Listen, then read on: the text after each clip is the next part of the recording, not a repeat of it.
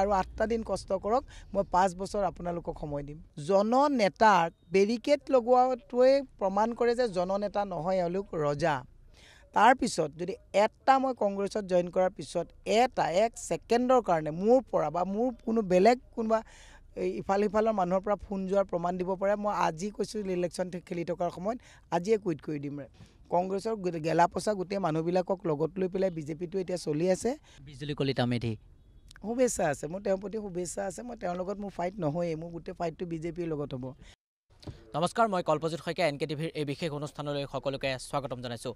এই মুহূৰ্তত আমি কথা পাতিবলৈ চেষ্টা কৰিছোঁ আজিৰ দিনটোত এটা গুৱাহাটীৰ লোকসভা সমষ্টিৰ বৰ্তমান সময়ত মীৰা বৰঠাকুৰ গোস্বামীৰ লগত, আৰু মীৰা বৰঠাকুৰে বৰ্তমান সময়ত প্ৰচাৰ অভিযান বিভিন্ন সময়ত চলাই আছে।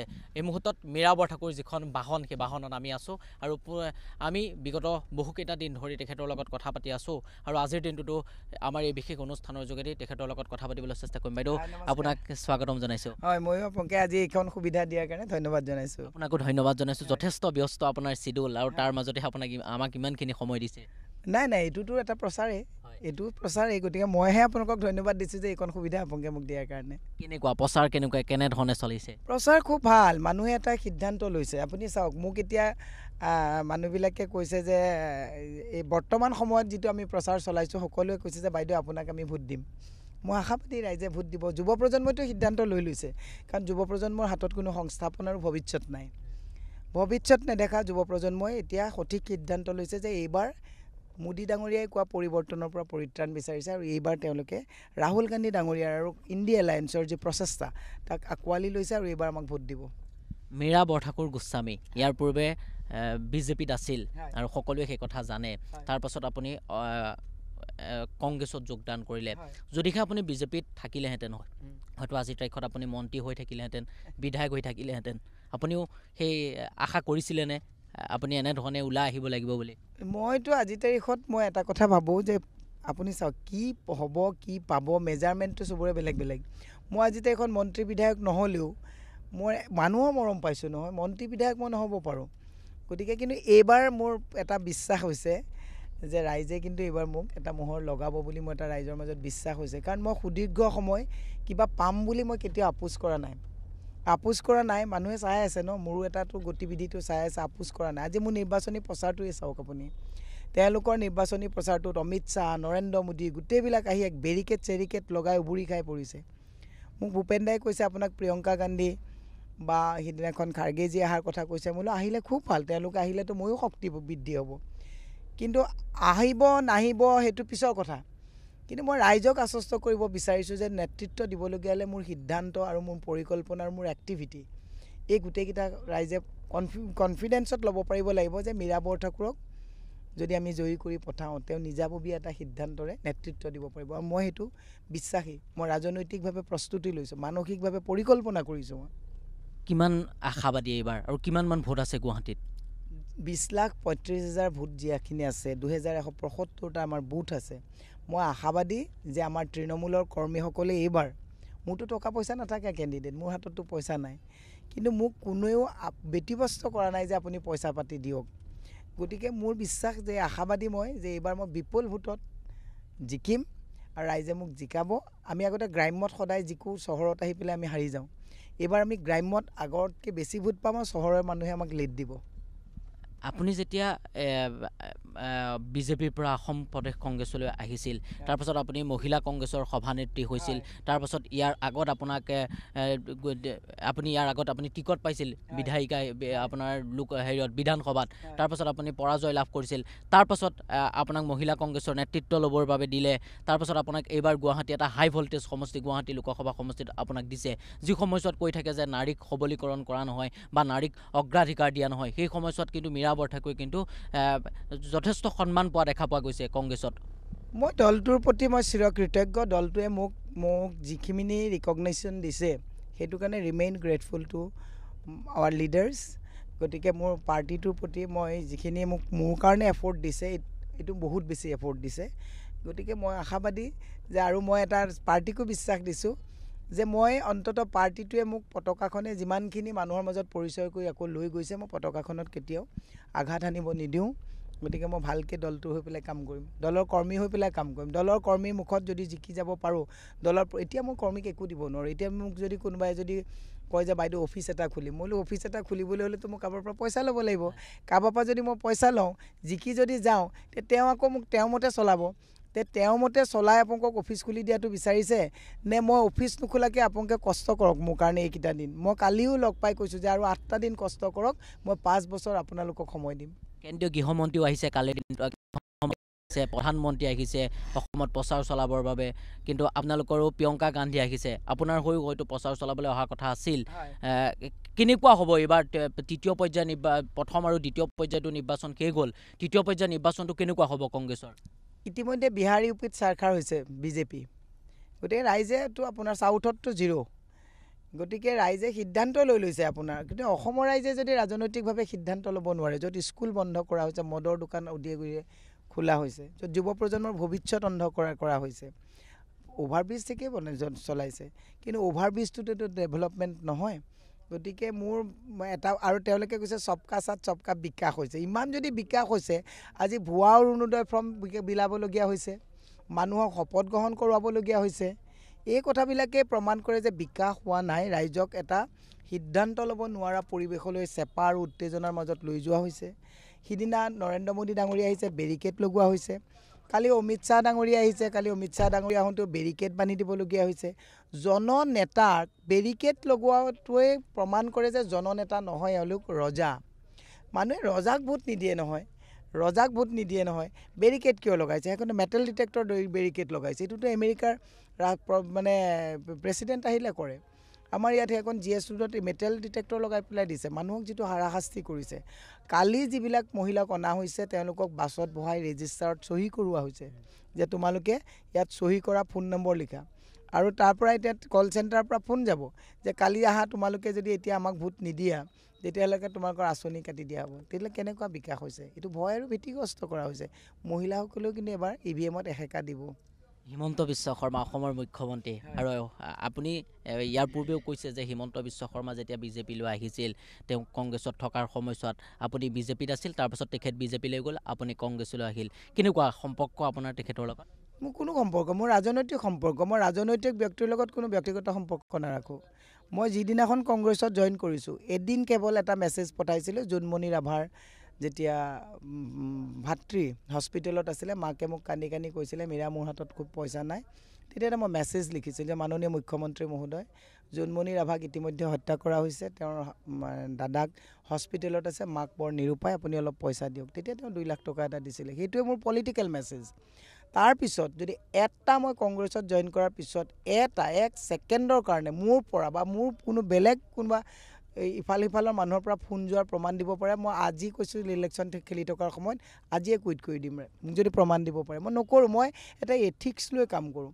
মই যোনখন পাতত ভাত খাওঁ, তাত মই সেই পাতখন নষ্ট নকৰোঁ। মই বিজেপিত 17 বছৰ বিজেপিত কাম কৰিছোঁ। যেতিয়া মই বিজেপিৰ লগত যেতিয়া সংঘাত হৈছে, তেতিয়া চৰকাৰ নাই, মই তেতিয়া বাহিৰত কথাবিলাক কোৱা নাই। সংঘাতটোৰ পৰা বিজেপিৰ পৰা কেতিয়া ওলাই আহিছোঁ? যেতিয়া চৰকাৰ আহিছে। মই ভাবিছোঁ যে দলটোত মই এতিয়া ওলাই গ'লেও দলৰ ক্ষতি নহয়। মই কৈছোঁ বেয়া দিনত মই কেতিয়াও কুঠাৰ নামাৰোঁ। মই আজি কংগ্ৰেছ দলত, মই আপোনাক কৈছোঁ যে কংগ্ৰেছ দলত বেয়া দিনত মই কংগ্ৰেছ দিনত আহিছোঁ। কিবা যদি প্ৰত্যাহ্বানো থাকে, মই বেয়া সময়ত কেতিয়াও নকৰোঁ। মানুহে যেতিয়া আগৰ ৰজাবিলাকে যেতিয়া যুদ্ধ কৰে, প্ৰতিপক্ষৰ হাতত যেতিয়া অস্ত্ৰ নাথাকে, তেতিয়া যুদ্ধ বিৰতি দিয়ে।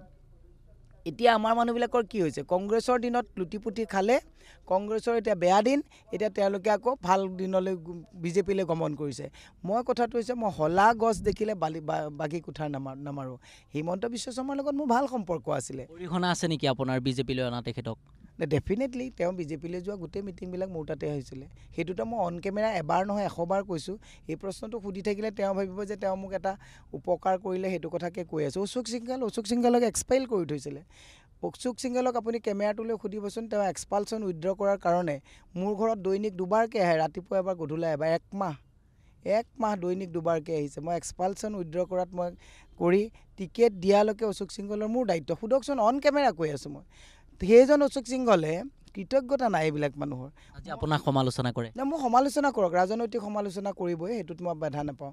মই হস্পিটেলত থাকোঁতে ফোন এটা কৰিবলৈও তেওঁ বৰাপণখিনি নাই। এইবিলাক হৈছে অকৃতজ্ঞ, এইবিলাক মানুহ হৈছে সুবিধাবাদী মানুহ। আপুনি মই অন কেমেৰা কৈ আছোঁ ন, মিছা কথা ক'লেতো একদম তেওঁ জাৰি দিলেহেঁতেন। গতিকে মই আকৌ চিৰকৃতজ্ঞ। মোক বিজেপি দলটোৰ বহু বাঘা বাঘা নেতাক মই লগ পাইছিলোঁ, তেওঁলোকৰ ওচৰত মোৰ এতিয়াও তেওঁলোকৰ প্ৰতি শ্ৰদ্ধা আছে। আদৱানীজী, মই আদৱানীজীৰ ঘৰত আজিও যদি দীপক চোপ্ৰাজীক ফোন কৰোঁ যে মই দিল্লী আয়া চাহাবছে একবাৰ ভেট কৰনা চাহতি হওঁ, মোক 1 ছেকেণ্ডো দেৰি নকৰাকৈ লগ কৰিবলৈ দিয়ে। মই যে নীতিন গাডকাৰী ডাঙৰীয়া, সুষমা স্বৰাজ তেওঁ নাইকিয়া হৈ গ'ল, সেইবিলাক মানুহৰ লগত মোৰ ভাল সম্পৰ্ক আছিলে। গতিকে মই তেওঁলোকক কেতিয়াও, মই বিজেপিৰ পৰা গুচি আহিলোঁ কাৰণে চব মানুহ বেয়া, এই কথাটো মই নকওঁ। কিন্তু আজিৰ তাৰিখত বিজেপিত তেনেকুৱা কোনো মানুহ নাই। বিজেপিটো এটা কংগ্ৰেছৰ বি টিম, কংগ্ৰেছৰ গেলা পচা গোটেই মানুহবিলাকক লগত লৈ পেলাই বিজেপিটো এতিয়া চলি আছে। মই বিজেপিৰ প্ৰতিজন নিষ্ঠাবান পুৰণি কৰ্মীক মই আহ্বান জনাইছোঁ হাতযোৰ কৰি যে আপোনালোকেও মোক সহযোগ কৰক, কাৰণ ময়ো কণ্ট্ৰিবিউশ্যন দি আহিছোঁ দলটোত। মইতো এনেই তাত দলটোৰ পৰা খাই বৈ ওলাই অহা নাই। এইবাৰ আপোনালোকক যিটো হতাশগ্ৰস্ত পৰিৱেশলৈ ঠেলি দিয়া হৈছে, আপোনালোকেও মোক এটা পুৰণা সহকৰ্মী হিচাপে আশীৰ্বাদ দিয়ক, সহযোগিতা কৰক, সেইটোৱে মই কামনা কৰিছোঁ। আৰু মোৰ বিশ্বাস এইবাৰ বিজেপিৰ পুৰণা কৰ্মীসকলে তেওঁলোকে যিটো চেপা উত্তেজনাত কংগ্ৰেছৰ গোটেই গেলাপচা মানুহবিলাক তাত নি পেলাই নিষ্ঠাবান যিবিলাক মানুহে গাঁঠিৰ ধন খৰচ কৰি দলটো ধৰি ৰাখিছিলে, সেই মানুহবিলাকক চব বেকদুৱাৰেদি পঠাই আছে। আজি ৰাজেন গোহাঁই ডাঙৰীয়া, বিজয়া চক্ৰৱৰ্তী, অশোক শৰ্মা, ৰমেন ডেকা, জয়ন্ত দাস, আজিকালি আৰু আপোনাৰতো মৃগাংক বৰ্মন, এইবিলাকৰ নামেই নুশুনা হৈ গ'লোঁ। জয়ন্ত ডেকা, এইবিলাকৰ নামেই নুশুনা হৈ গ'লোঁ আজি তাৰিখত। এনেকৈ কৈ থাকিলে প্ৰদীপ ঠাকুৰীয়া, এই মানুহবিলাকে ইমান কষ্ট কৰিলে, দিনৰ দিন তাত বহি কষ্ট কৰিলে। আজিতো হিমন্ত বিশ্ব শৰ্মা ডাঙৰীয়াই গোটেই মানুহবিলাক নি গোটেই মানুহবিলাকক নিশকতীয়া কৰি পেলালে। মোৰ বিশ্বাস তেওঁলোকে এইবাৰ মোক ভোট দিব। বিজুলী কলিতা মেধি, শুভেচ্ছা আছে, মোৰ তেওঁৰ প্ৰতি শুভেচ্ছা আছে। মই তেওঁৰ লগত মোৰ ফাইট নহয়েই, মোৰ গোটেই ফাইটটো বিজেপিৰ লগত হ'ব। গতিকে তেওঁৰ লগত মই কটাক্ষও নকৰোঁ। তেওঁলোকেতো মোক বহুত বেয়াকৈ কথা কৈছে, ফেটি সাপ, ধৰা সাপ, কিবা কিবি কৈছে। মই নকওঁ, কাৰণ মোৰ যুঁজখন ব্যক্তিগত যুঁজ নহয়। মই এটা 20,35,000 মানুহক যেতিয়া প্ৰতিনিধিত্ব কৰিবৰ কাৰণে এইখন যুদ্ধত নামিছোঁ, এতিয়া মই ব্যক্তিগত কটাক্ষ কাকোৱে নকৰোঁ। এইটো শুভ ৰাজনৈতিক লক্ষণ নহয়। এতিয়া ৰমেন কলিতা ডাঙৰীয়াও মোক কৈছে যে ধৰা সাপ, মই ৰমেন দা মোৰ বয়সত বহুত ডাঙৰ মোতকৈ। প্ৰতিদ্বন্দ্বীও আছিল ৰমেন দা, সেইটো ৰাজনৈতিক প্ৰতিদ্বন্দ্বিতা। কিন্তু ৰমেন দাৰ পৰা মই আশীৰ্বাদেই বিচাৰোঁ। আৰু ৰমেন দাই কোৱা কথাটোৰ কাৰণে ৰমেন দাক মই উভতি নধৰোঁ, কাৰণ বয়সৰ এটা মই সন্মান কৰোঁ। আৰু ৰাজনৈতিকভাৱে মই ফেটি সাপ, ধৰা সাপ এইবিলাক কথা যদি মই কওঁ, যিখিনি সুস্থ ৰাজনীতি কৰা মানুহ তেওঁলোকে ভাবে এওঁলোকে কি মুখ চুপতি কৰি আছে এইবিলাক।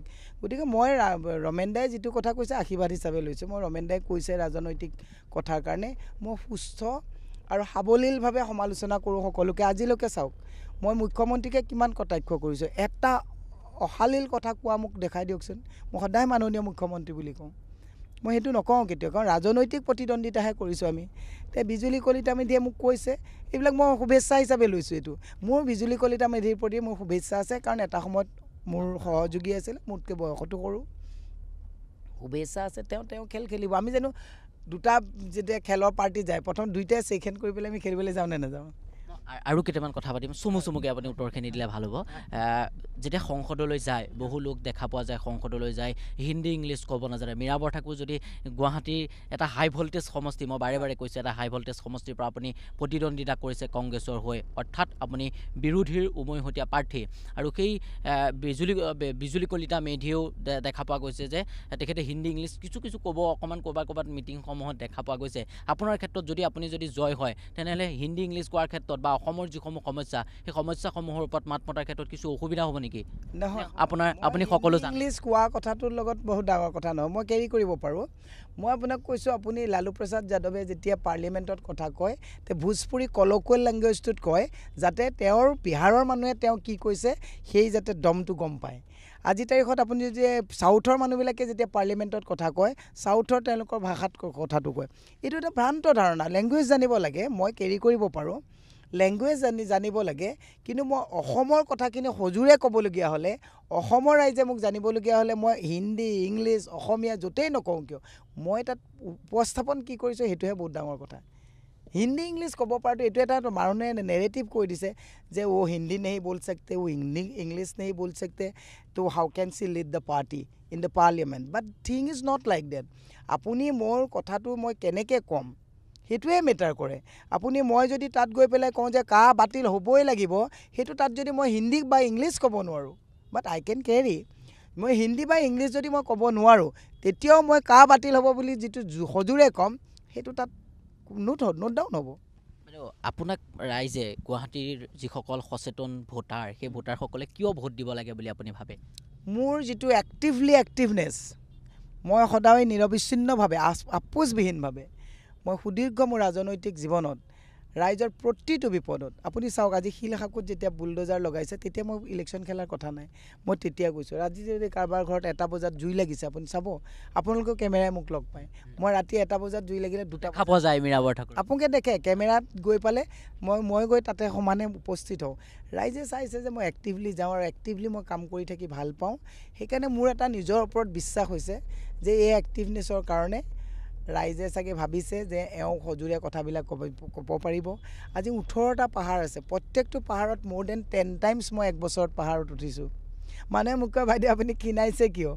এটা পাহাৰত 10 টাইমছকৈ সদায় পাহাৰত গৈ থকা মানুহখিনি কথাটো বেলেগ, কিন্তু মোৰতো বেলেগ চিডিউলো থাকে, গৈছোঁ মই এক্টিভলি লাগিছোঁ। গতিকে মোৰ বিশ্বাস যে ৰাইজে মোক মৰম কৰিব, আশীৰ্বাদ দিব, সহযোগিতা দিব আৰু 7 তাৰিখে মোহৰ লগাব। বিজেপিয়ে কৈ আছে যে 5 লাখ ভোটত জয় লাভ কৰিব বিজুলী কলিতা মেধি, আপুনি কি ক'ব?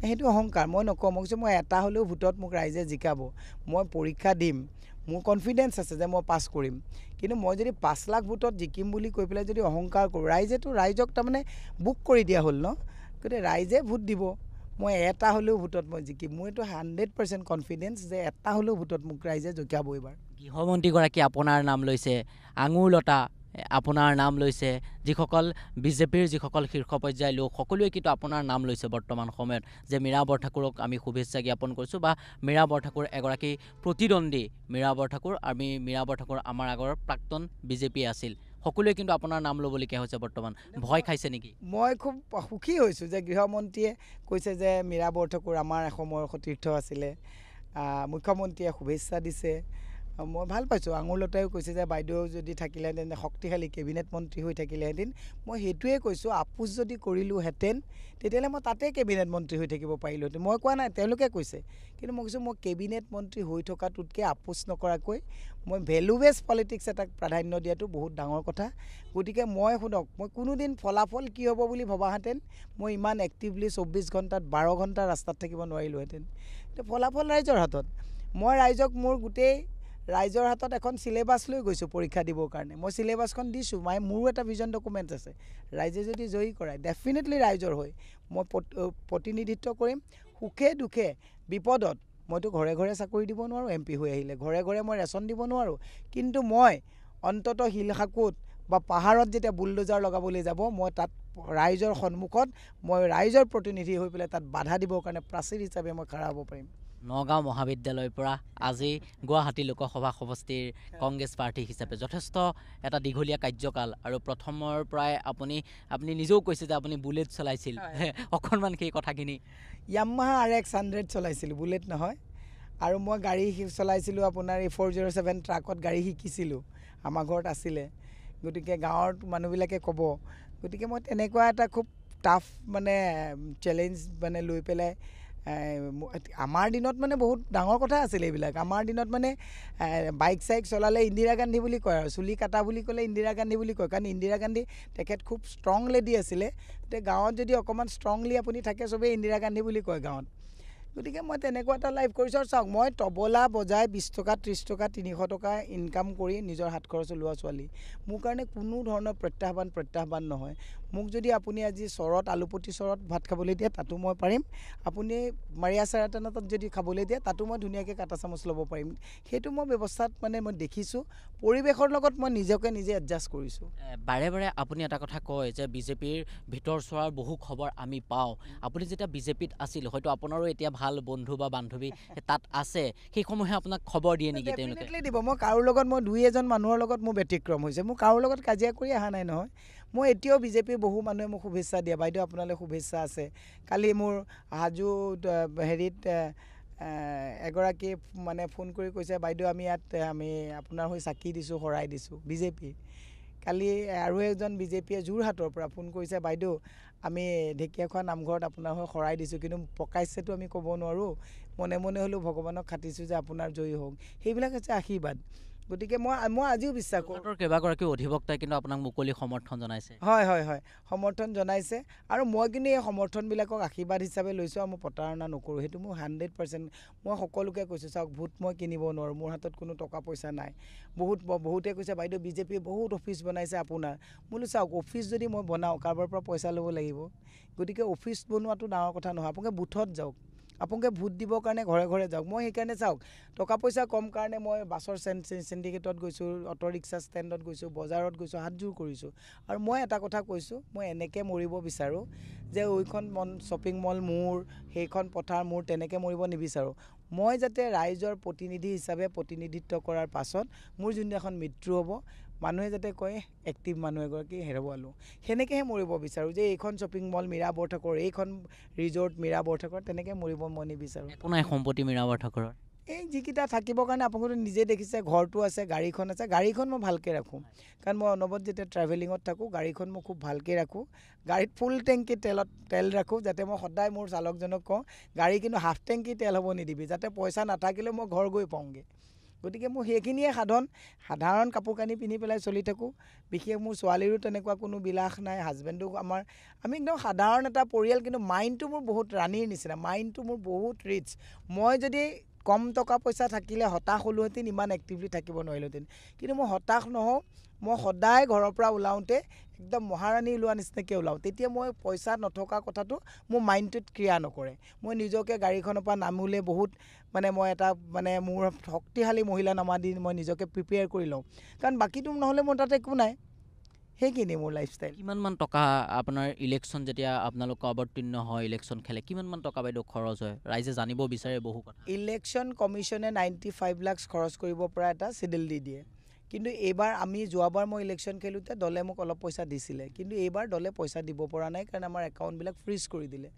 মই ভাবিছিলোঁ দলে সহায় কৰিব, তেতিয়া মই দলৰ ধৰক 2-4 শুভাকাংক্ষীয়ে তেওঁলোকে কৰিছে সহায়, কিন্তু দলৰ যিহেতুকে একাউণ্টবিলাক ফ্ৰিজ কৰি দিলে, কাৰণ বিজেপিয়ে কংগ্ৰেছক তাতেই ৰোধ কৰি দিছে। তেতিয়া মই ভাবিলোঁ মোৰতো ইমান টকা পইচা নাই, মোৰ যিকেইটা পইচা এইকেইটা পইচা দিটোতো মই একোৱেই ইলেকশ্যন খেলিব নোৱাৰোঁ। সেইকাৰণে মই ৰাইজক এটাই কথা কৈছোঁ যে মোৰ টকা পইচা নাই, আপোনালোকে মোক পইচাও দিব নালাগে, আপোনালোকে নিজে অকণমান মোক কষ্ট কৰি দিয়ক। এইকেইটা দিন আৰু ইলেকশ্যনলৈ আজি তাৰিখৰ পৰা আজি 30 তাৰিখ আৰু 7 দিন আছে। এই 7 দিন আপোনালোকে মোক মৰম কৰক, সহযোগিতা কৰক। মই 5 বছৰ আপোনালোকক ইয়াৰ প্ৰতিদান হিচাপে কোনো কমিশ্যন নোলোৱাকৈ, কোনো লাইফষ্টাইল চেঞ্জ নকৰাকৈ মই ৰাইজক নেতৃত্ব দিব পাৰিম, গুৱাহাটীবাসী ৰাইজক।